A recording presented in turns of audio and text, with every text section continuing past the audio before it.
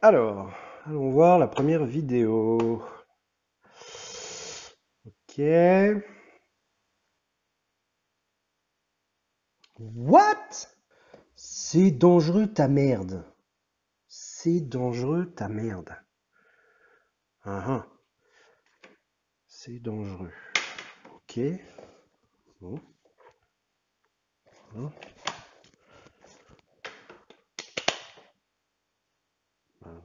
Ça va.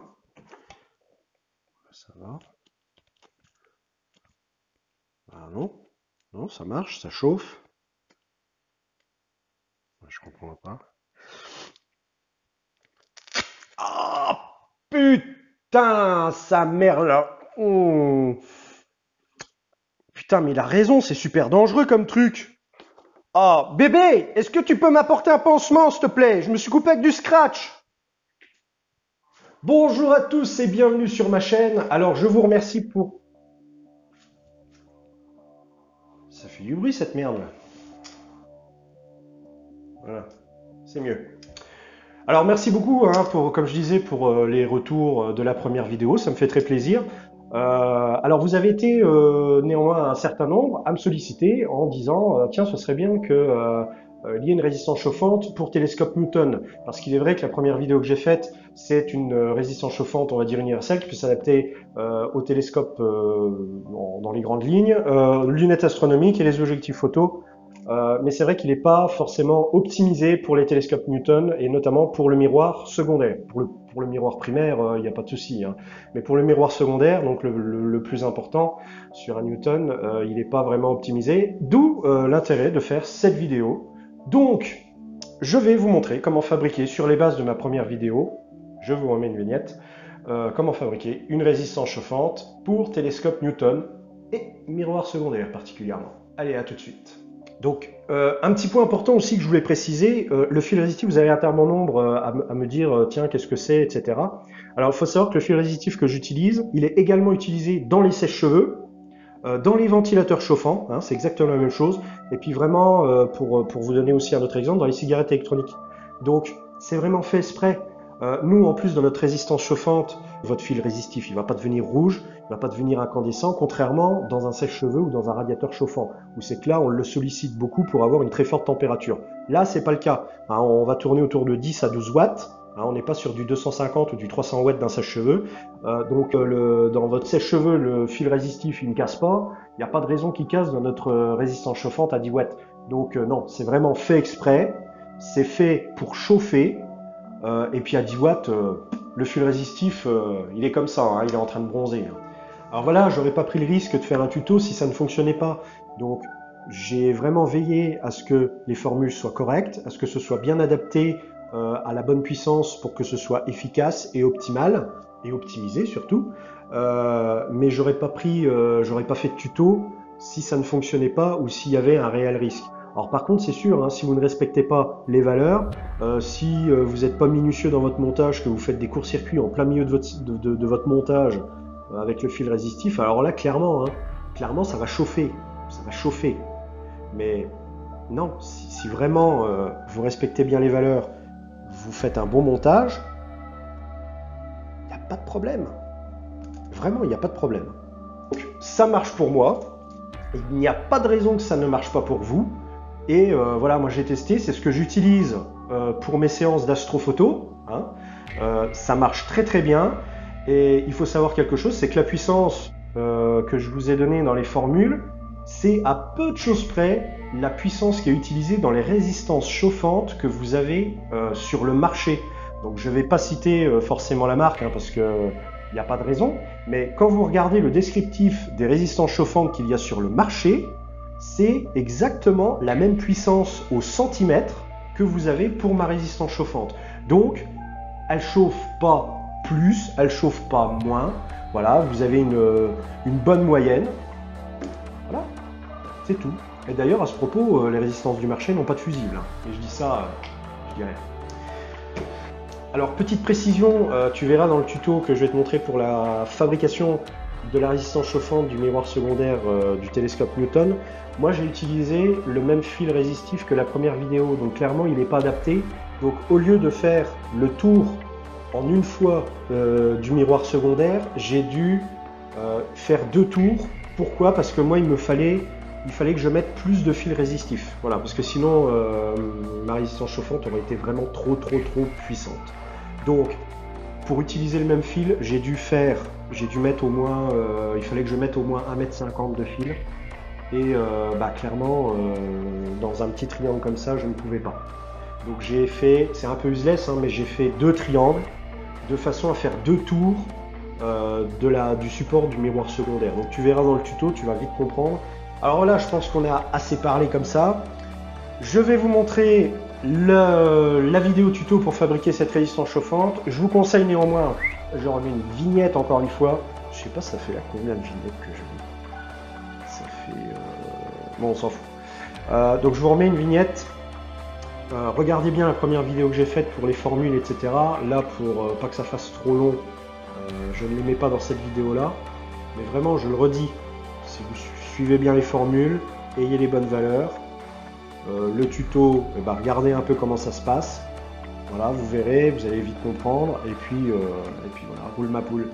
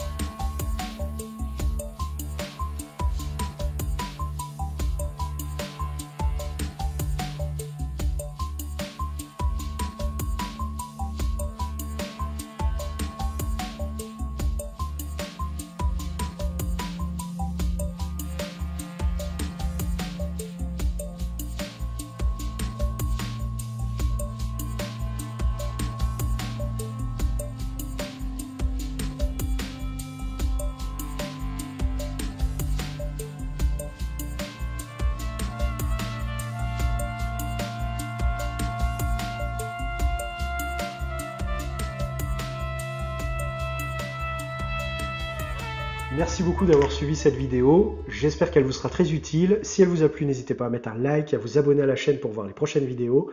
Et je vous dis à très bientôt.